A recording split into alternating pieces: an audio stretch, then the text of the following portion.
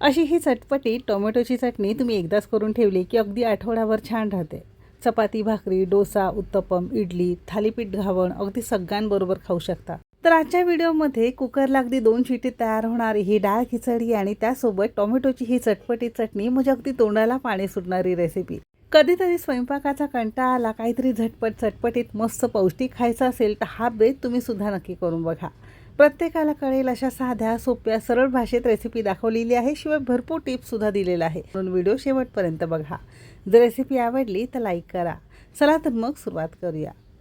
तर आजची ही झटपट डाळ खिचडी आपण कुकरला तयार करणार आहोत. तर त्यासाठी सुरुवातीला कुकर घेतला. आता मेजरिंग कपने बरोबर 1 कप आणि वजनी म्हणाल तर साधारणतः 200 ग्राम प्रमाणात अगदी रोजच्या वापरातला तांदूळ घ्यायचा आहे. जुना नवा कोणताही चालू शकेल. 1 कप तांदळासाठी बरोबर अर्धी वाटी आपण इथे मुगाची डाळ घेतली. पचायला हलकी, खिचडी चवीला अगदी छान होते. जर तुम्हाला आवडत असेल तर इथे आपण 2 चमचे भरून मसूर डाळ घातली. जर आवडत असेल तर घाला किंवा स्किप केलं तरी सुद्धा चालू शकेल. पण मसूरच्या डाळीमध्ये ना कॅल्शियम खूप असतं. त्यातल्या त्यात खिचडी चवीलाही अगदी छान लागते. आवडत असेल तर घाला किंवा स्किप करू शकता. आपण घेतलेल्या डाळ तांदळामध्ये साधारणतः 3 जण अगदी पोटभर व्यवस्थित ही डाळ खिचडी खाऊ शकतील. जर तुम्हाला जास्त करायची असेल तर प्रमाण तुम्ही इथे वाढवू शकता. आता 2 ते 3 पाण्याने डाळ तांदूळ आपण स्वच्छ धुवून घेणार आहोत. धुतल्यानंतर इथे आपण एक मध्यम आकाराचा कांदा छान चौकोनीच पण थोडा मोठा चिरून घेतला आहे. सोबतच एक मध्यम आकाराचा आपण इथे टोमॅटो चिरून घेतलेला आहे. टोमॅटो आवडत नसेल तर स्किप करू शकता. एक हिरवी मिरची किंवा आवडीप्रमाणे हिरवी मिरची तुकड्यांमध्ये घालायची आहे. सोबतच अगदी पाव चमचा आपण यामध्ये हळद घेतलेली आहे. चवीपुरतं खिचडीला पुरेल इतकं मीठ घेतलेलं आहे. मीठ जितकं काही घालायचं आहे तुम्ही यामध्येच घालायचं. आता अगदी पाव चमचा आपण यामध्ये हिंग घेतलं आहे. कारण यामध्ये आपण मुगाची डाळ वापरली होती म्हणून हिंग जरूर घालायचं आहे. चवी म्हणजे अन्न पचायला सुद्धा मदत होते आणि चवीलाही खिचडी छान लागते. आता व्यवस्थित यामध्ये बुडेल इतपत आपण यामध्ये पाणी घालणार आहोत. आता डाळ खिचडी आपली साधारणतः जर 1.5 कप असेल तर त्याच्या दुप्पट आपल्याला पाणी घालायचं आहे. म्हणजे ते 3 ते 3.5 कप आपण पाणी वापरलं आहे. पाणी तुम्ही तुमच्या आवश्यकतेनुसार जितकी पातळ घट्ट तुम्हाला खिचडी लागत असेल त्यानुसार घालू शकता. झाकण लावायचं आहे आणि कुकरला आपण फक्त 2 शिट्या काढून घेणार आहोत. तोवर इथे पटकन आपण एक मस्त चटपटी टोमॅटोची चटणी कशी बनवायची ते बघणार आहोत. अशी चटणी ना तुम्ही खरंच एकदा नक्की ट्राय करा. फक्त गरमागरम भात जरी असेल ना घरी आणि आमटी भाजी वगैरे नसेल तर फक्त भाताबरोबर सुद्धा अगदी मस्त लागतं. घरामध्ये भाजीला काही नसेल तर चपाती, भाकरी, थालीपीठ, डोसा, आंबोळी सगळ्यांबरोबर छान लागतं. नक्की ट्राय करा. त्यासाठी एक भांडं घेतलंय. तुम्ही पॅन, कढई काहीसुद्धा वापरू शकता. त्यामध्ये चमचाभर तेल छान कडकडीत गरम करून घ्यायचं आहे आणि यामध्ये 1 चमचा उडीद डाळ आणि 1 चमचा चणा डाळ स्वच्छ कॉटनच्या कापडावर पुसून आपण यामध्ये घातली आहे. सोबतच 2 ते 3 आपण इथे लाल सुक्या मिरच्या घातल्या आहेत. आता इथे आपण एक मध्यम आकाराचा कांदा छान बारीक चिरून घेतला आहे. आता हे सगळे जिन्नस ना अगदी मध्यम आचेवर हलकासा रंग बदलेपर्यंत आपण परतून घेतलेला आहे. खूप जास्त रंग बदलायचा नाही. 2 ते 3 मिनिटं मध्यम आचेवर हलकासा ट्रान्सपरंट दिसू लागला की यामध्ये आपण एक मध्यम आकाराचा लाल भडक टोमॅटो चिरून घातलेला आहे. टोमॅटो थोडा लाल असेल तर चटणीला रंग अगदी छान येतं. आता यामध्ये थोडी चटपटीतपणा येण्यासाठी अगदी एक लहान गोळी आपण चिंच घातलं आहे. 5-6 लसणाच्या पाकळ्या घातलेल्या आहेत. 1 इंच आल्याचा तुकडा घातलेला आहे.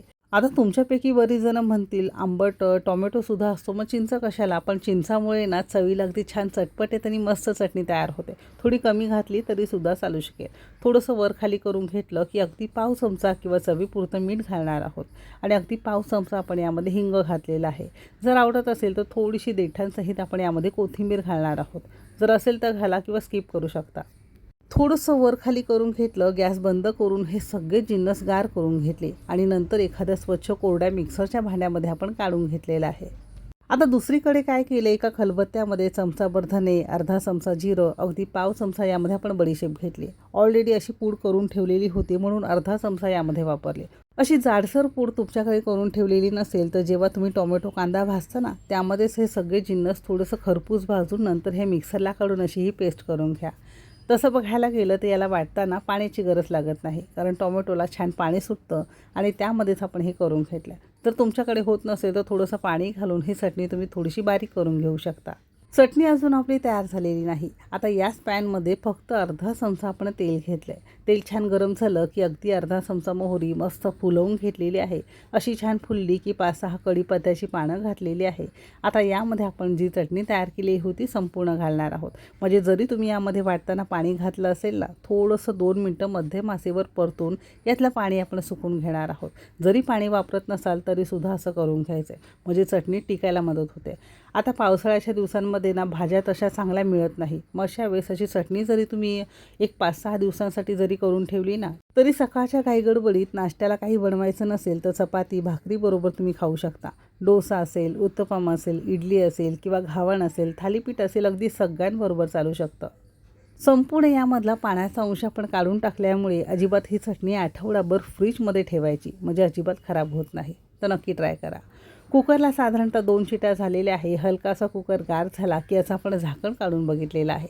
आता बऱ्याचदा काय होतं माहिती आहे का, बऱ्याच जणांना पातळ किंवा काही जणांना थोडीशी घट्ट सरसरीत खिचडी आवडते. जसं तुम्हाला यामध्ये घट्ट पातळ लागत असेल त्यानुसार वरून तुम्हाला यामध्ये पाणी घालता येतं. पण खूप जर पातळ ही खिचडी असेल ना तर पोट भरल्यासारखं वाटत नाही. थोडी घट्ट ठेवली की छान पोट भरल्यासारखं वाटतं. म्हणून यामध्ये अगदी जास्त पाणी मी वापरलेलं नाही. जर तुम्हाला पातळ आवडत असेल तर आणखीन थोडंसं शिस्त वेळेस पाणी घालायचं. आता अजून ही खिचडी आपली तयार झालेली आहे. मस्त याला आपण एक छान फोडणी देणार आहोत. त्यासाठी फोडणी पात्र घेतले, तुम्ही कढई टोपामध्ये सुद्धा करू शकता. अगदी पळीभर आपण यामध्ये तेल घेतलं आहे. हलकंसं तेल गरम झालं की अगदी अर्धा चमचा मोहरी छान फुलवून घेतलेली आहे. 8-10 लसणाच्या पाकळ्या खलबत्त्यात जाडसर आपण ठेचून घेतलेला आहे, म्हणजे याची चव तुमच्या खिचडीला अगदी छान येते. आणि गॅस अगदी आपल्याला मध्यमच ठेवायचा आहे. मध्यम आचेवर साधारणतः 1-2 मिनटं तरी थोडासा लालसर लसूण होईपर्यंत आपल्याला परतून घ्यायचा आहे. थोडासा लालसर लसूण झाला की 8-10 कढीपत्त्याची पानं आणि अगदी अर्धा चमचा आपण यामध्ये साधं जिरं घेतलेलं आहे. जर आवडत असेल तर थोडंसं हिंगसुद्धा तुम्ही यामध्ये घालू शकता. लसूण अगदी कुरकुरीत मस्त झालेला आहे. सगळ्या घरात मस्त फोडणीचा सुगंध पसरला. या खिचडीवर फोडणी घालायची. जर थोडीशी पातळ खिचडी आवडत असेल तर यामध्येच थोडंसं पाणी घालून आपण यामध्ये घातलं आहे. हवं असेल तर मोठ्या आचेवर हलकीशी उकळी तुम्ही या भाताला काढू शकता. आणि असा हा फोडणीचा तुमचा हा मस्त डाळ खिचडीचा प्रकार तयार झालेला आहे. रंग हलकासा तुम्हाला यायचा असेल तर फोडणीमध्ये थोडीशी काश्मीरी किंवा बेडगी पूडसुद्धा तुम्ही यामध्ये वापरू शकता. किंवा लहान मुलांसाठी करताय तशी अगदी सिंपल साध्या पद्धतीतसुद्धा तयार करू शकता. पातळ आवडत असेल तर आणखीन थोडंसं गरम पाणी घालून एखादी उकळी तुम्ही काढू शकता. तर कधीतरी जेवणाचा कंटाळा येत असेल, स्वयंपाकाचा कंटाळा येत असेल, तसा हा मस्त डाळ खिचडीचा प्रकार आणि त्याबरोबर ही टोमॅटोची चटणी तुम्ही सुद्धा नक्की ट्राय करा. एकदम भारी लागते. नेहमीपेक्षा वेगळा हा डाळ खिचडीचा प्रकार तुम्हाला कसा वाटला कमेंट करून नक्की सांगा. रेसिपी जर आवडली असेल तर लाईक करा. चॅनलवर नवीन असाल सबस्क्राईब करा. बाजूचं बेल आयकन नक्की क्लिक करा. रेसिपी कोणत्या शहरातून बघताय ते सुद्धा नक्की लिहा. आणि आपल्या रेसिपीजबद्दल तुमचे काही सजेशन असतील तर ते सुद्धा नक्की सांगा. चला तर मग भेटू एक मस्त आणि जबरदस्त रेसिपीसोबत. तोपर्यंत मस्त खा आणि स्वस्थ राहा.